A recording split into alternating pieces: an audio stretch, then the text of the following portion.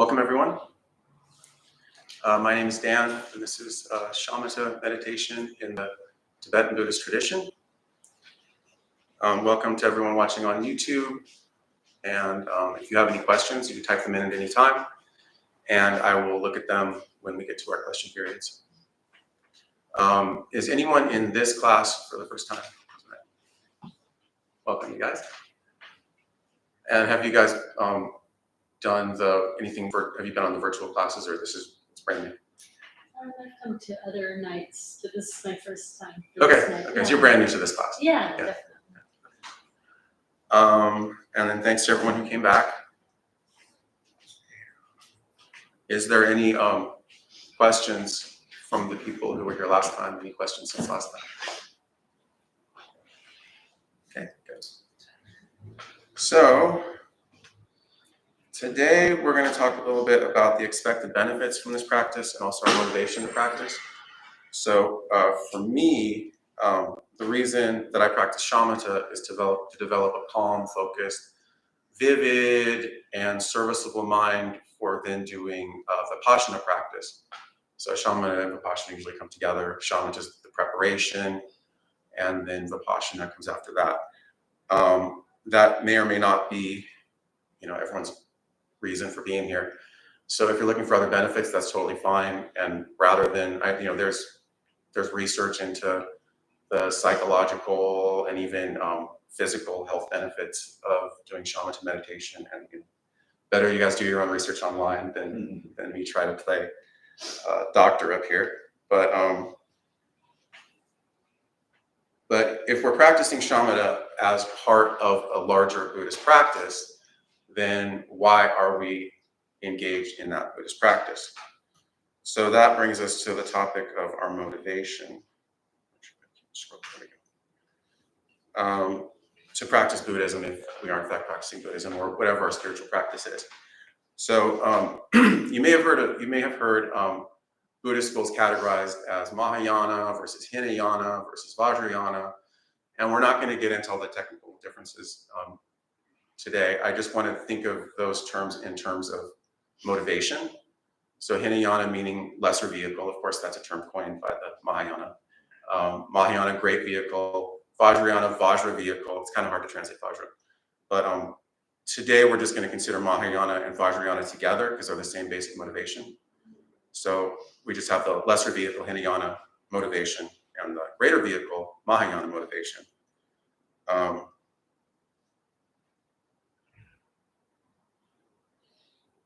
So Hinayana basically is people who have heard the Buddhist teachings and they hear the Four Noble Truths and they want to practice Buddhism because they want to be liberated from suffering and the causes of suffering for themselves. Mahayana is then defined as developing bodhicitta, which is the wish to practice Buddhism and seek liberation for everyone's benefit, for the benefit of all beings. And so by this definition, it's not really a question of what school of Buddhism you're in.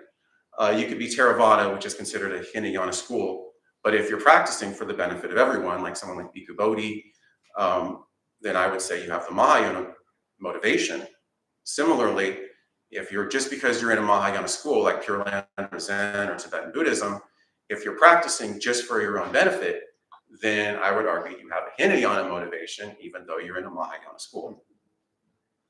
So why do we care? When I first heard these terms, I thought it was all about moral superiority, kind of, I'm doing this for everyone and you're doing it just for yourself. I mean, what difference does it make if we end up at the same place? So I used to think that, but now I have kind of a new take, especially if you look at it in terms of motivation. So the analogy I'm going to have is two people head off by car from LA to New York. One person is in a beat up old car, no AC, no heat, cracked, uncomfortable seats. He's got an 8-track player with the broken eject button, so he's only got one tape in there and he's just got to play it over and over again. Radiator leaks fluid, he's got to keep refilling it, breaks down a lot, top speed 55 miles an hour. So he has a certain kind of journey. Then someone else has a brand new car, AC, heat, comfortable heated seats, streaming, Bluetooth. You play whatever they want. They're super comfortable the entire ride. Go as fast as they want. They don't break down. So even though they're going to the same place, ending up in the same place, one has a much better experience getting there than the other. So that fits perfectly with lesser vehicle. One's in a lesser vehicle, one's in a great vehicle. So then what is it about the Mahayana motivation that makes it so much better? The difference is that by cultivating the desire to practice for everyone, it helps overcome two things. It helps overcome self-grasping and self-cherishing. So self-grasping is this idea that I exist separately, maybe not sure where I came from, not sure where I'm going, but right now I exist, this is me, and that's the rest of the universe. Everyone and everything out there is separate from me. That's self-clinging. Self-grasping. It's also self-clinging. Then the idea that now there's this separate universe from me, and that's really scary because I have no control over it. So I need to learn how to control and manipulate it and kind of carve out my own little, say metaphorically, my own little castle. I have my own little defenses, maybe some cannons and some turret guns and a moat around it. Then I want to fill that with everything to make me safe and secure. Fill it with food and treasure and everything to make me survive and be happy. All the people that I want. Everything is in my little castle, so now I feel safe and secure and stable from everything else going on around there. So I have I and mine, and everything else is chaos. It doesn't matter. That's self-cherishing. So the reason that we want to get rid of those is that these two ideas are the basis of the ignorance that perpetuates our suffering. So if you practice just for yourself, your relief from suffering will come when you're liberated. If you develop the bodhicitta motivation, then your relief from suffering can come a lot sooner as you learn, as through your bodhicitta motivation, you start breaking the bonds of self-grasping and self-cherishing and feeling that connection with everyone else. Because that fundamental assumption that you're separate from the rest of the universe is a false one. And so developing, since it takes some time to be able to reach the point in your Buddhist practice where you can truly see that for yourself, by developing this bodhicitta motivation, we get a little bit of that benefit early. So having said all that, is there any questions on any of that?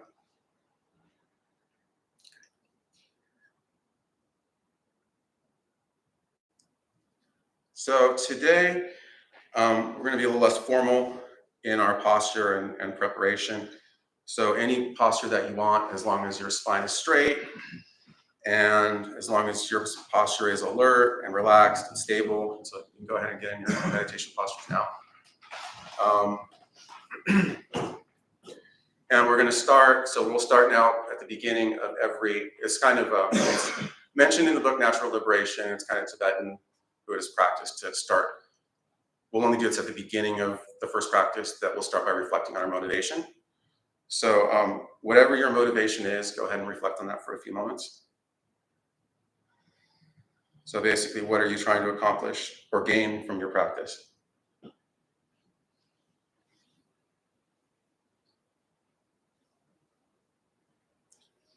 Okay, now imagine that you've succeeded and that you have what you wanted. How does this feel? How is your life different? And having all of that, is anything still missing?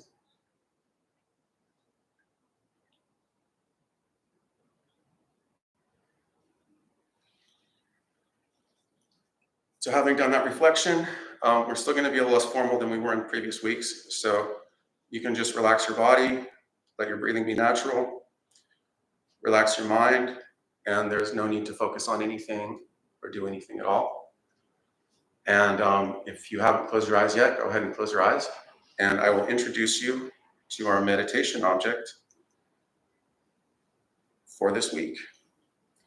So we're going to start up just warming up our imaginations a little bit. So just imagine that you're sitting on the beach, you're facing the ocean, It's not a San Diego beach, or a California beach. It's really exotic, white, beige, almost, crystal white sand, crystal blue water, gentle waves rolling up onto the sand. And there's some puffy clouds in the horizon, but it's a really clear, sunny day. So you get up, you put on your sandals, and you walk away from the water towards the seawall. There's like a 2-foot stone seawall. You step over it onto kind of a gravelly path and turn left, so you're facing with the ocean to your left. To your right is just rolling grassy hills. Looks like a great place for a golf course, but there isn't one. And there's palm trees on your right side lining this path, just winding up the beach side. So you walk up there for a while, and after walking for a while, you hear a rustling in one of the trees, and a parrot flies out, bright red with dark green feathers on his wings, and you see him disappear into the distance and vanish into another tree. At this point, you notice a bench facing the water in between 2 of the palm trees. So you sit down, look out over the water. The sun, it disappears behind those puffy clouds in the horizon. You watch it as it descends and sort of reemerges from the bottom of the clouds. It's got a bright orange color. And as it sinks and melts into the horizon and under the ocean, it turns red and the sky lights up with pink, and eventually it's dusk. So you make the long walk back to your car. At the point that you reach your car, you see that it's nighttime, the full moon has risen, and it's above the ocean. The ocean's reflecting the moonlight, a bunch of stars out, hundreds, thousands of stars in the sky. And you look at the moon and you just notice how it's so bright and white and round, but still has a very soft light that illuminates the whole night. So you start driving in your car. It's kind of a strange road, 2-lane highway, trees on both sides. The trees form a canopy that kind of blocks out the moonlight. And you're driving along, and it's strange because you feel like you're in the middle of nowhere, but there's street lights on each side of the road, the old vintage street lamps with the kind of soft white globe on the top of each lamp. And you notice that the globes kind of remind you of the moon that you saw earlier. So you're driving along, you're feeling kind of tired, so you decide to pull off the road. You pull down an old dirt road, and before you know it, you're actually not on the road anymore. So you stop, you decide to go to sleep in your car. You wake up to the sound of a rooster. It's morning, it's dawn, the sun's rising. You realize you're on a farm. So you get out of the car, there's chickens pecking around near your feet, and you notice what looks like an egg, but there's something strange about it. You go and pick it up, and just on a hunch, you kind of want to see it in different lighting. So there's a nearby small barn. You go into the barn, you close the barn door behind you, and it's relatively dark in there. There's some gaps in the wooden slabs, so there's little rays of sunlight coming through, illuminating the hay and the kind of sawdust in the air. But other than that, it's pretty dark in there. So you hold up the egg, and you notice that it's glowing very slightly with a white glow. And as you're holding it there, it starts glowing brighter and brighter and brighter. And then it starts to hover off of your hand, floats up, and keeps hovering right in front of your eyes. And it changes from an egg shape into more of a golf ball size and shape, still brightly glowing. So keep that in mind, that hovering white orb. We'll call that the white bindu, and that is your meditation object. So keep imagining that object and focusing on that object with your attention.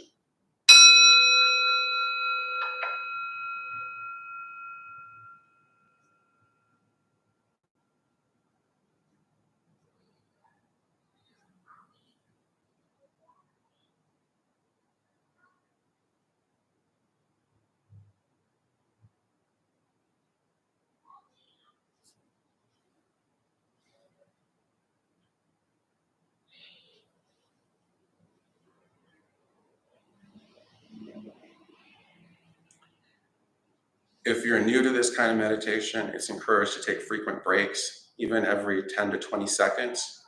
You can rest your imagination and your attention. If you're sleepy at all, open your eyes while you're resting.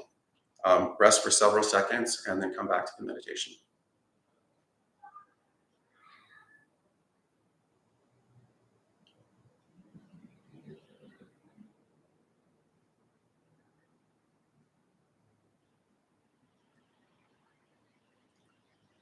Also, don't worry about the white orb being particularly clear or vivid. If it goes faint or even vanishes, just keep your attention on that space. And so if it feels like your imagination is just sitting there rubbing two sticks together, just focus on the space where that's happening.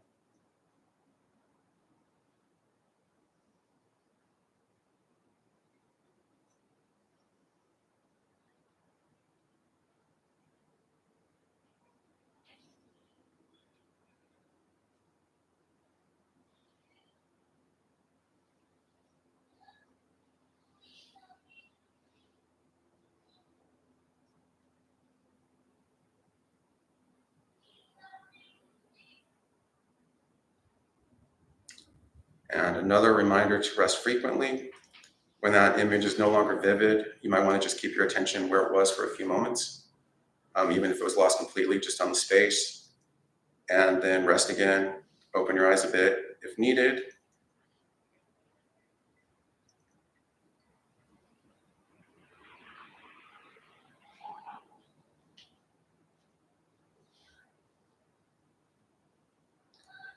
Then when you return from resting, come back with a refreshed sense of energy, like a boxer between rounds, coming back out of his corner for a new round of fighting. Have a little refreshed energy, having rested.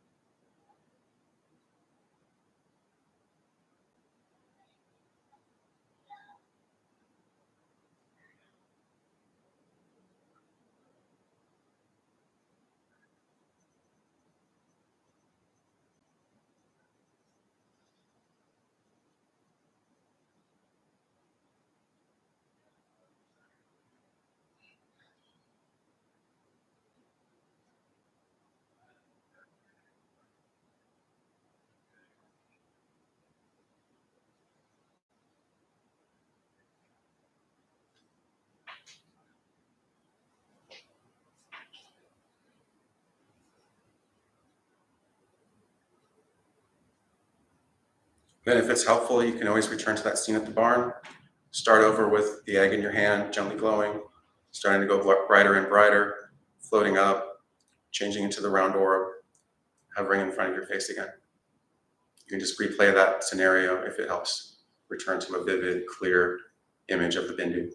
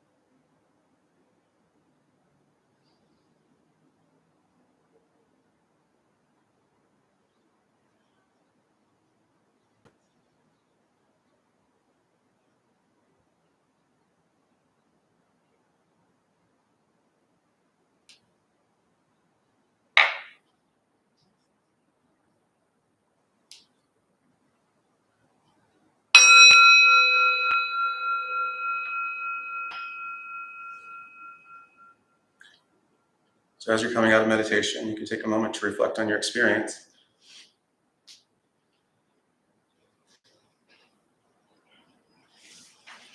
I'm actually very curious how this went for everyone, because this I found as of the 8 that we're covering, I found this one to be the hardest for me at first, but I'm also finding it to be very rewarding the longer that I practice it. Did anyone find this particularly difficult? How about raise your hand if you found it difficult? When you were talking about like setting up the scene, I could imagine that vividly. And then when you talked about like the animation of like the egg turning into a golf ball, I could see all that. But then when I tried to focus on the golf ball, it just disappeared. Mm-hmm. The reason it disappeared is because I stopped guiding meditation. At least that's how it works for me. If someone is prompting my imagination, it's vivid as I'm watching it on TV. But as soon as that prompting goes and I'm doing it on my own, poof. So that is really the big challenge with this. And I'll have some tips for you guys coming up. But so I guess I'll do it this way. Raise your hand if you thought this was easy. Well, it depends how you define difficult. In other words, my attention would waver, I would start to think about some other things, but that was, I had other things to think about too. But so I guess I was going to ask you to define what you mean by difficult. I heard one version of difficult, having difficulty imagining the ball. Yes. Is that specifically it, or what other parts? I think that's specifically what I'm talking about, because I have a hard time imagining and stabilizing that imagination. So did you find that easy? Okay. Did anyone else find it difficult to imagine the bindu and stabilize that imagination? Okay. So did anyone find that they were distracted less completely? So normally when you're meditating, I'm meditating on my breath, or even when we did the rock, a lot of times you find your attention is totally kidnapped, you forget you're even meditating. Did anyone find that they were distracted less because they had more to do? Okay. So that's one of the benefits of this. Did anyone have any other questions or comments? Well, a question about what your idea of meditating is that you would be distracted from if you didn't do this, and you weren't distracted from perhaps if you did do this. What are we, a blank mind otherwise, or what is it that you're distracted from when you're meditating? You mean, how do I define being distracted? Yeah. Yeah, so say your meditation object is your breath. Mm-hmm. And it's a common experience in early meditation that your attention is just fully distracted, and you all of a sudden you're thinking about what you're going to do tomorrow, what you're going to have for dinner, the person who cut you off on the way to work, on the way here, and then you go, oh crap, I was supposed to be meditating. That's the kind of distraction I'm talking about. That's actually the most common kind of distraction that's supposed to happen in early stages of meditation. Yes. So, practice that we did last week with the rock. Yeah. And so that came in while I was focusing on like observing what's gonna happen to this ball, and I'm gonna just pay attention if that's gonna turn into something else. Just like last week, and just observing, and I don't want to miss anything kind of attention. But then conversation started. So I'm focusing on this white ball, and I was able to stay with it. But Good. the conversation started happening in my head, like about this thing, and then that can be one of the distractions.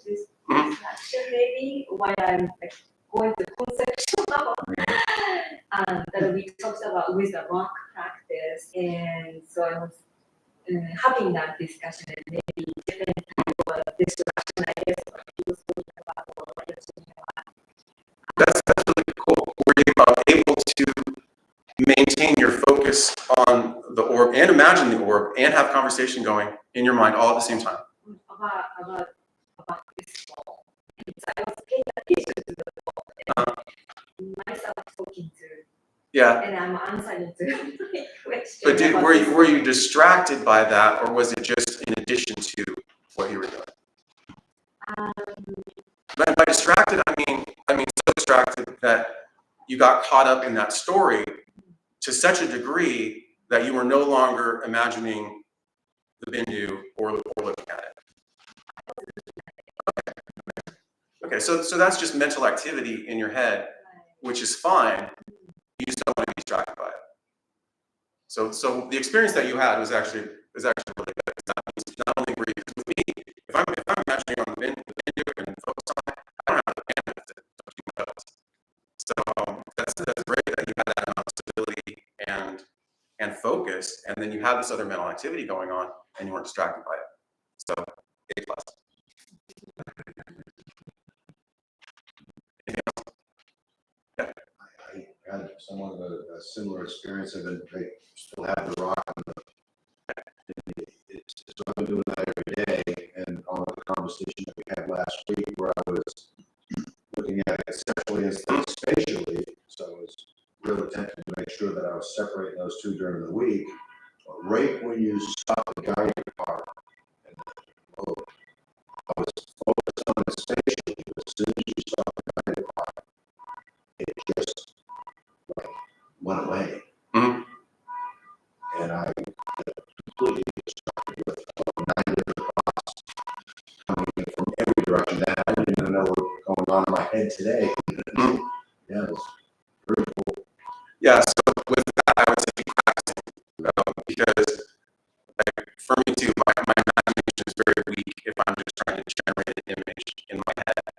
But doing it for like hours and hours, I'm like slightly better than I was before. And I actually found this pretty rewarding the more that I do it, because when my imagination and my attention are really focused together, the kind of analogy that came to mind when I was meditating was when a bowling ball is rolling along and it's into the gutter. It's rolling, but it's rolling on tracks. So it's just this feeling of real stability, and just sort of the faintest but stable imagination of that meditation object, and my attention just pulled to it, and it was just a really peaceful and almost kind of effortless. Other than the effort of having to generate the imagined object, it was kind of like my whole attention was just in the groove, and it felt really nice. But it took a long time for me to get there. So let me talk about. Unless we have more questions. It's interesting that everyone is bringing up the rock, because I had a hard time imagining the golf ball blowing, but thinking back to the rock, I started picturing the rock, and I had an easier time with that than with the imagining blowing golf ball for some reason. Okay. You can use whatever you want as long as do you imagine the rock being white? Yes. Okay. You can use that next time. I'll get to something similar to that in one of the tips. So before I move on, is there any other questions? Yeah. The word visualization comes up for me. This seems very much to be a visualization. It just struck me that it seems very much a visualization practice, and the ability of the facility one has with visualization. Mm-hmm. Is that I've seen Tibetan lamas say they steer away from the word visualization because it's intimidating. So imagination is less intimidating for some people. And then even if you're really bad at imagining, the other verb that they'll use is just pretend. Because we can all pretend. So you can pretend you see it even if you don't see it. But in this class specifically, I want to focus more on visualization also is visual, right? So because you can use your imagination, you can imagine sound, you can imagine taste, you can imagine touch, smell. So this particular meditation, I did want to focus more on developing our skill at visual imagination. Okay. I'm going to move on to the benefits. I'll try to skip stuff if it's redundant with what we just discussed. But so the first benefit is if you happen to be a Tibetan Buddhist, using your imagination and visualization is common in a lot of Tibetan Buddhist practices. So I could almost imagine a monk, and they tell him, okay, you're going to do 2 years of Shamatha practice on a rock, and then that 2 years is up, and now they go, okay, now you're going to do all this heavy visualization work then he might say, well, I don't know how to imagine anything. But if he spent those 2 years using his imagination to generate this imaginary object, then at the end of those 2 years, he'd have developed the same shamatha skill, but now he's also developed his imagination. So it's kind of a skillful way that Padmasambhava brings in this meditation, knowing that his students are likely going to be practicing dream yoga, sleep yoga, tantra, illusionary body. There's so many Tibetan practices that are heavy requirement of being good at visualization, imagination. That may or may not apply to you. But second, if you think about what distracts you, a lot of time it's tied to the imagination. So you're thinking about what happened on your way here, what you're gonna have for dinner, surf and turf burrito, what you're gonna do tomorrow. So an analogy I can have for this is and we've come to this analogy before in the prior classes, that with shamatha, it's like you have this horse, this wild horse that you're riding, and you're trying to train it to do what you say and go where you want it to do and not just drag you around. So then here comes this other horse, imagination, and it's running around and it's playing in the river, and maybe they like each other, maybe they're friends, maybe it's romantic. So when this other horse comes around, the horse you're trying to ride just goes nuts and starts following you around. So with this meditation, what we're doing is we're taking both of these horses and trying to get them under our control. And then we're sort of, I guess, on a chariot now, or a wagon, trying to control both of them, which is a little bit harder.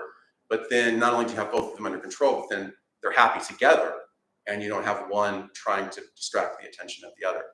And that's why I thought it was interesting. And a few of you raised your hands when I asked this, whether you were distracted less. Because I do find personally, and it might just be, I think maybe if you're good at imagining, then it's easy, so you're distracted more because it's not challenging. But for me, I find I'm not distracted at all when I'm really working hard to imagine this bindu, versus if it's something easy and doesn't involve my imagination, like focusing on my breath or a rock, I'll get distracted more.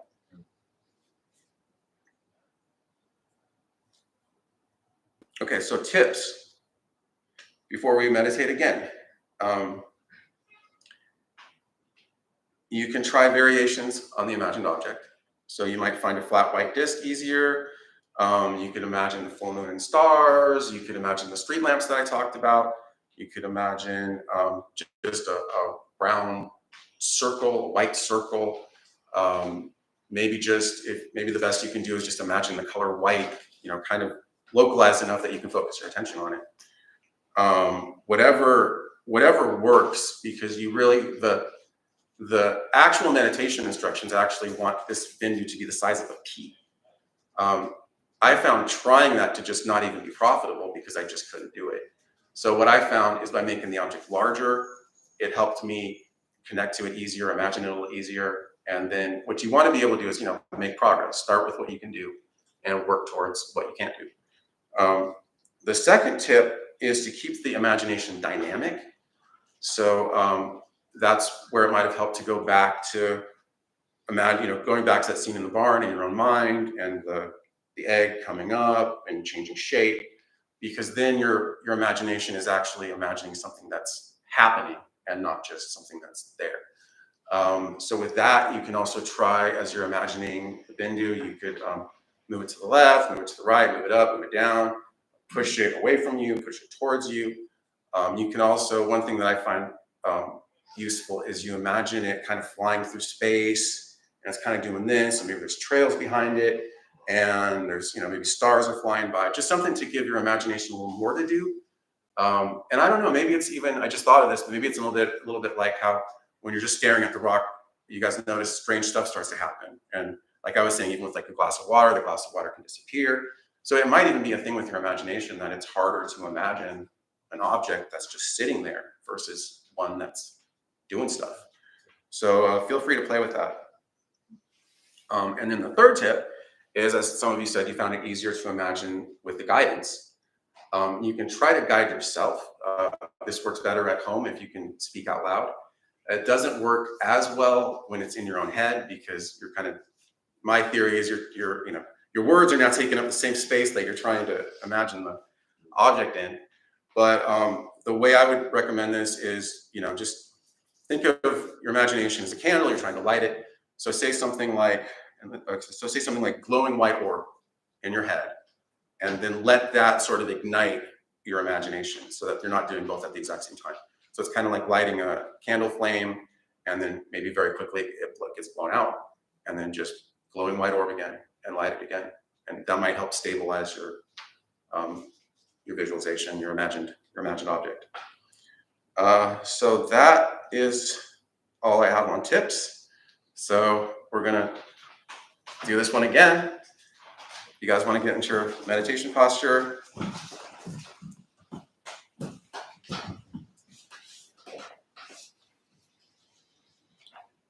And go ahead and relax your body, let your breathing be natural.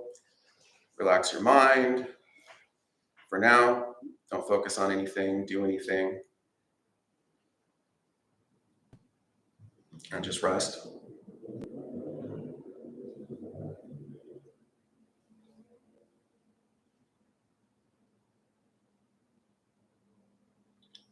Now bring to mind the glowing white orb, which we're calling the white bindu, and do your best to keep that in mind and maintain the focus of your attention on this object.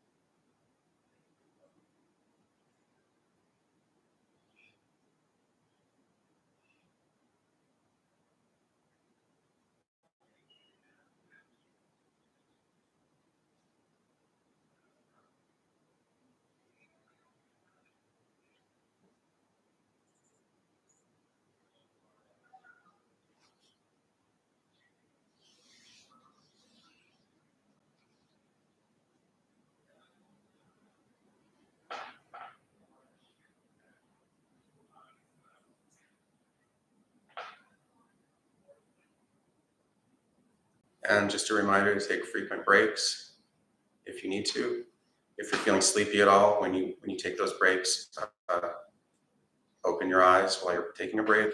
You might find, if you haven't been taking breaks, you might find if you take a break and come back, your imagination's a little more vivid. And after having had the break, close your eyes if you need to, and come back with that refreshed sense of energy.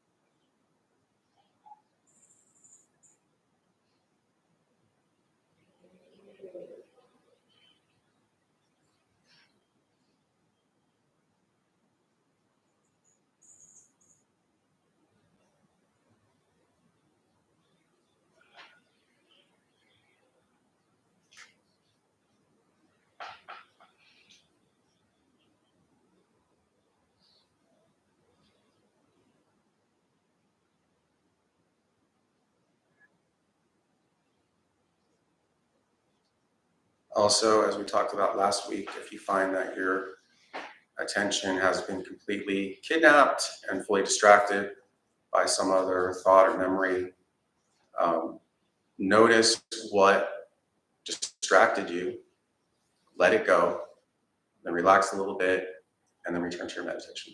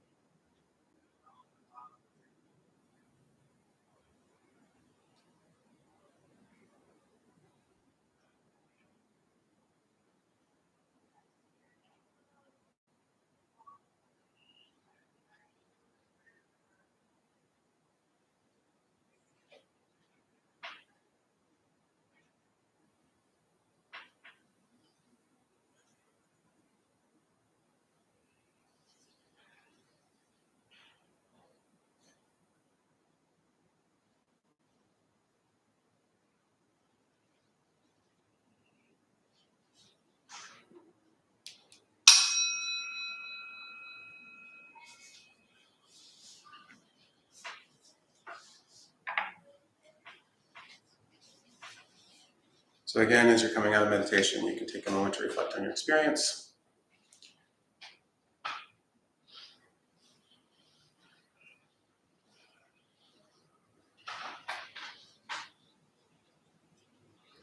So does anyone have any questions or comments about that cycle?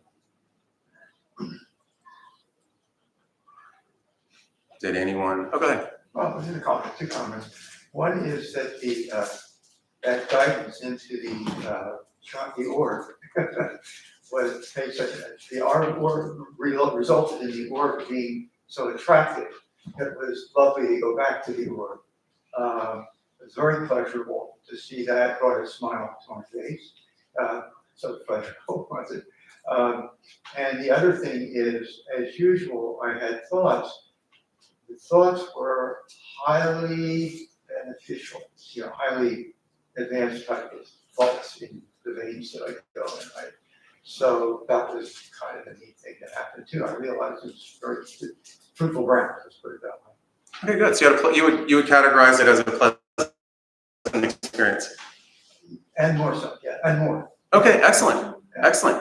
I was a little worried that after this meditation, we'd be coming back next week to an empty auditorium, because especially for me this was frustrating, for me in the beginning. But so I'm glad that you guys enjoyed it. For those of you that did, any other comments? Did you? No. I don't know if you're flashing that light at me. I don't know if I was doing a very similar meditation during the week that I read in the book, and that's exactly what it was talking about. So I ordered this. Oh, okay. Oh, excellent. And I've been meditating with it for days now. Excellent. So what is that designed to be a meditation object? Just for people watching at home or you can't see? Like flying saucer for like a kid, like flying disc. Yeah, it's like a glowing green disc. Yeah. So I guess the idea of that meditation was similar to a story of a lamplighter in London back in the day, before they had electricity. His job was to go around the city and light the torches, the gas lamps. People would sit up in the hills of the city and watch him because he never followed the same path. And the moral of the story is you never know where God is going, but when you look around, you can see where he's been. So that was like, get something like this as you focus on it and then throw it and watch. You can see where it's been and kind of guessing where it's going. Oh, okay. So part of the meditation is I've actually had a lot of fun with it the last couple of days. Part of the meditation is actually filming and watching it. Yeah. Oh, that's cool. That's cool. That's not. I don't see the Tibetans doing that one. No, but I wouldn't think so. If maybe they just don't have the technology. Yeah. Great. Thanks for sharing that. Did anyone try any of the tips and find them helpful? Do you want to share? So I tried a bigger object, and so first I started with the white globe, but that became big sun, and I was just facing each other, but feeling so good, and then I realized that I'm taking it into the globe that became inside of me instead of observing in front of me. And when it was in, it was easier to stay in, and then still have sun effects as well, like I see. So when I was going back and forth internal globe to like sun, and then started the thinking started instead of zoning in. So started thinking about zoning in, and this meditation practice helps to be in a status of zone, being a zone. Is like in the zone? Or flow state. Is that the things that I am going into? Or so I was kind of started thinking about it, and then another thought came in as the rock practice.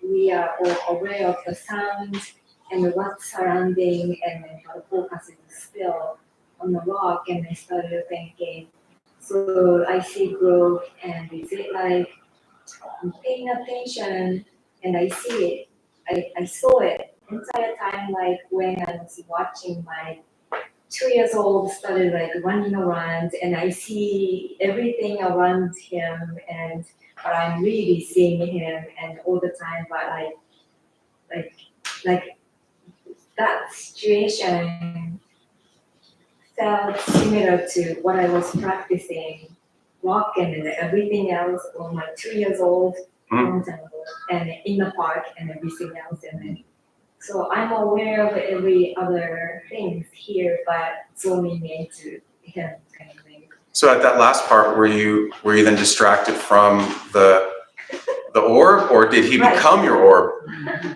I think at the end, because I started wondering about this practice itself instead of focusing on just pay attention to orbs, but I started thinking, what's this practice about? So that was a distraction, I think.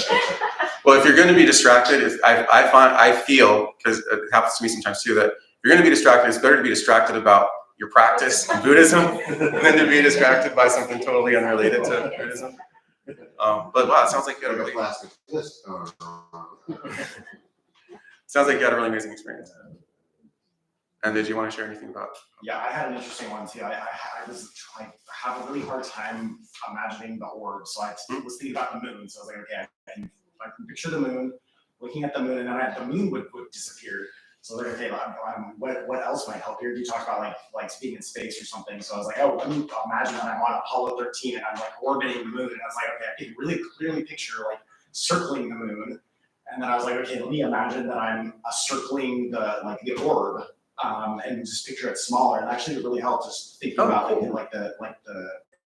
animation, I guess, and help me focus too. So what was the actual animation as you were circling the orb? Because wouldn't the orb always be in the center? So Yeah, what was actually moving? I was just like the glow, I guess, was just kind of changing a little bit. Okay. Were there stars in the background that were flying past? Like I could see things in the background moving. Cool. That's good. That's interesting. That by engaging your imagination more, it made it easier. Right. Yeah.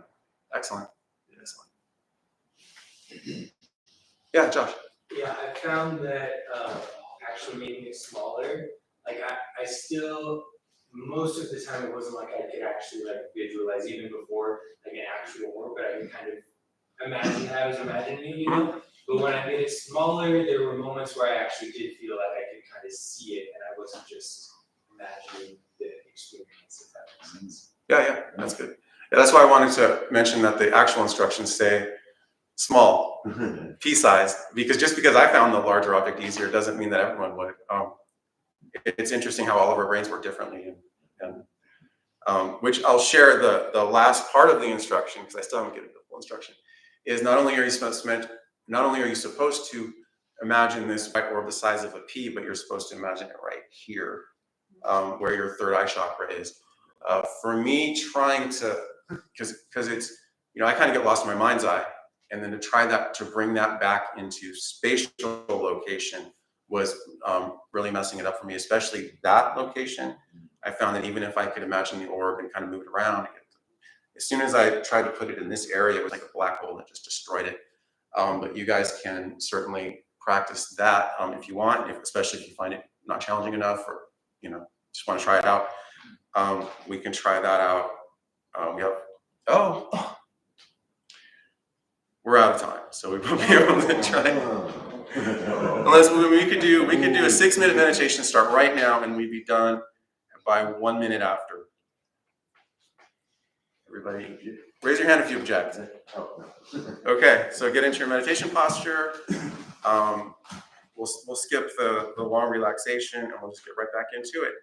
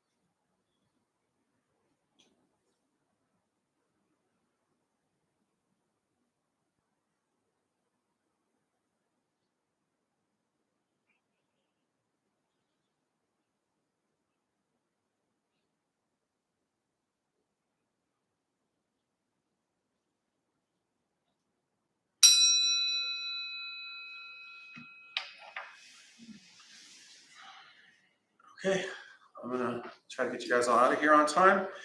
Just one last comment for this practice is you might find when you're laying down to go to sleep, if you don't have anything better to do, it's kind of a nice practice to do while you're falling asleep.